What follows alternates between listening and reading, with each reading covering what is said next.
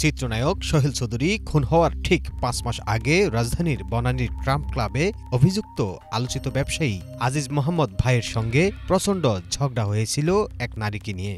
ফারজানা ইউসুফ নামের ওই নারী প্রথমে নায়ক সোহেল চৌধুরীর বান্ধবী ছিলেন, কিন্তু পরে আজিজ মোহাম্মদের সঙ্গে তার সখ্যতা গড়ে উঠেছিল, যা মেনে নিতে পারেননি সোহেল।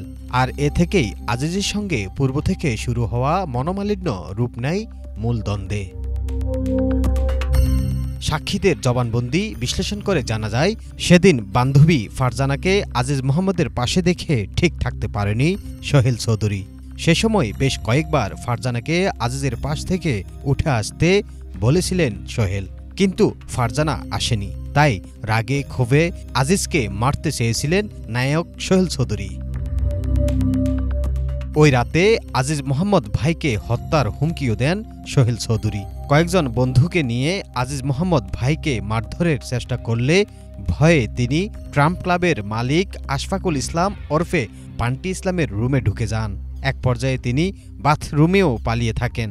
পরে বান্টি ইসলাম ও ক্লাবের ব্যবস্থাপকের হস্তক্ষেপে সেদিন পরিস্থিতি স্বাভাবিক হয়।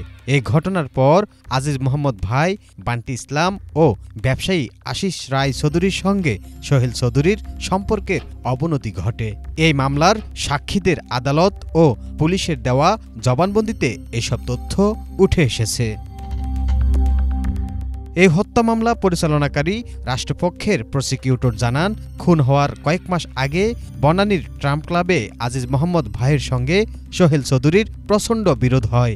সেই বিরোধের জেরে পূর্ব পরিকল্পিতভাবে আজিজ মোহাম্মদ ভাই ও বান্টি ইসলামরা ভাড়াটে সন্ত্রাসী দিয়ে সোহেলকে নৃশংসভাবে গুলি করে হত্যা করে।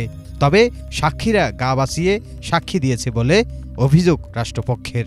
সেখানে স্পষ্ট বলেছেন যে যেহেতু এই সাক্ষী যারা দিয়েছে তারা গা বাঁচিয়ে সাক্ষী দিয়েছে এবং তাদের চেষ্টা করা হয়েছে যে আসামিদেরকে এই মামলা থেকে কীভাবে খালাস করানো যায়, অব্যাহত এই ধরনের একটা অপচেষ্টা ছিল।